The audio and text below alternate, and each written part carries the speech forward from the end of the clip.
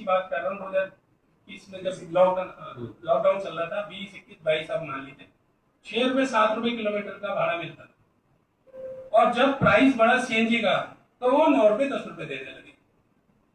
अब आप सोचिए कि कहाँ 21 रुपए बोनस के साथ 28 रुपए 2013-14 में।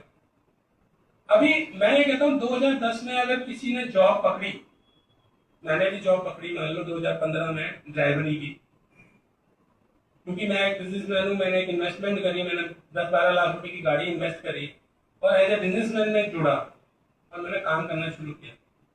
तो कोई भी आदमी काम करता है सर्विस या बिजनेस, तो वो इसलिए करता है कि पूरे साल मैं मेहनत करूंगा, जो भी मेरे साथ अटैच है, कंपनी अटैच है या मेरे साथ पार्टनर जो भी अटैच है, उसके लिए मैं काम करूंगा और मेरे को साल के एंड में इंक्रीमेंट मिलेगा।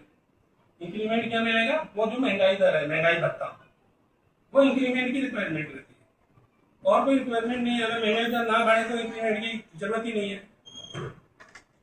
2010 से 2015 तक 105% का इन्फ्लेशन।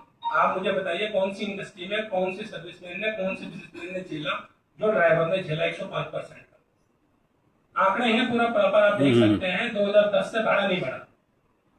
105% का इन्फ्लेशन झेलने का कारण क्या था, क्यों था, ड्राइवर इस हालात में क्यों पहुंचा? ठीक है, फेयर प्राइस अगर 20, 21 रुपए और 28 रुपए मिल रहा था 2014-15 में, तो 9 रुपए 10 रुपए किस हालात में आया जब मेरी टैक्सी की कॉस्ट 3,75,000 मिनी गाड़ी की थी और 5,25,000 मेरी सिडान गाड़ी की थी। 2014-15 की बात कर रहा हूँ।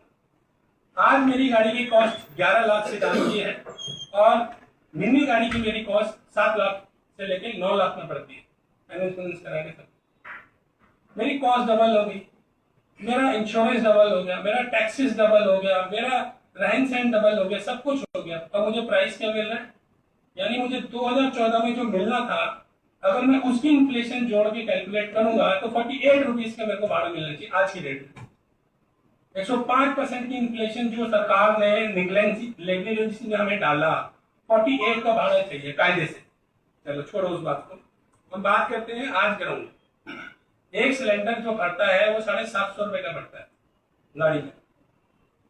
सबसे पहले ड्राइवर घर से निकलेगा, जेब से 750 रुपए देगा, सिलेंडर फुल कराएगा, फिर वो कंपनी का प्लेटफॉर्म फीस भरेगा।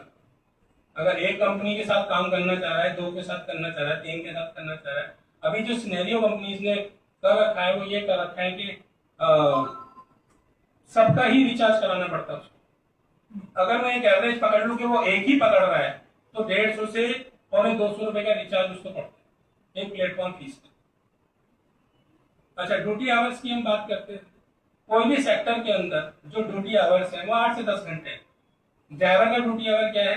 डबल शिफ्ट उसको लगाना पड़ता है, तब भी रोटी नहीं खा पा रहा। यानी 16 घंटे काम करके भी, डबल शिफ्ट में काम करके भी, तो कौन सी ह्यूमैनिटी पे काम हो रहा है? हमारा देश कौन सी ह्यूमैनिटी पे सोच रहा है? हमारा सरकार कौन सी ह्यूमैनिटी पे सोच रही है कि एक को कोल्हू का बैल बना दिया और बाकी पूरा स्ट्रक्चर सबके लिए सही है, 8 से 10 घंटे, हमारे लिए 16 घंटे क्यों? अर्निंग की अगर बात करें तो सर अर्निंग में क्या है कि अगर मान लीजिए हमारी गाड़ी 750 रुपए में फिलअप होती है सिलेंडर के साथ, तो हमारी गाड़ी का जो एवरेज आता है विद एसी वो 130 से 150 किलोमीटर का आता है। अगर मैं ये मान लूं कि बहुत बढ़िया गाड़ी एवरेज दे रही है तो 200 देगी, 180 देगी, 190 किलोमीटर देगी, इससे ज्यादा नहीं देगी।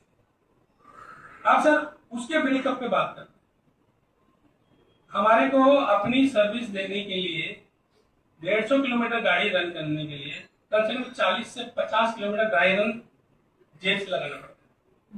हमें कॉस्ट तो वही मिलती है, 140 से 150 किलोमीटर की कॉस्ट मिलती है हमें 10 रुपए किलोमीटर के हिसाब से, जो भी हमें भाड़ा मिलता है। ड्राई रन तो पल्ले से जाता है हमारे। अभी इतनी कम रेट के अंदर ड्राई रन भी पल्ले से दे रहे हैं, 7 मॉडल में फीस भी पल्ले से दे रहे हैं, सीएनजी भी पल्ले से डलवा रहे हैं। यानी हमारी कमर पहले टूटी हुई है, पहले हमको जो है कर्जा लेके सीएनजी भरवानी है, प्लेटफॉर्म फीस भरनी है, उसके बाद हम गाड़ी में सेट मार सकते। मेंटेनेंस की तो बात ही नहीं कर रहा हूँ मैं, पेपर वगैरह वो सब तो पूरे रखनी है। अब एक ईएमआई हम मान लें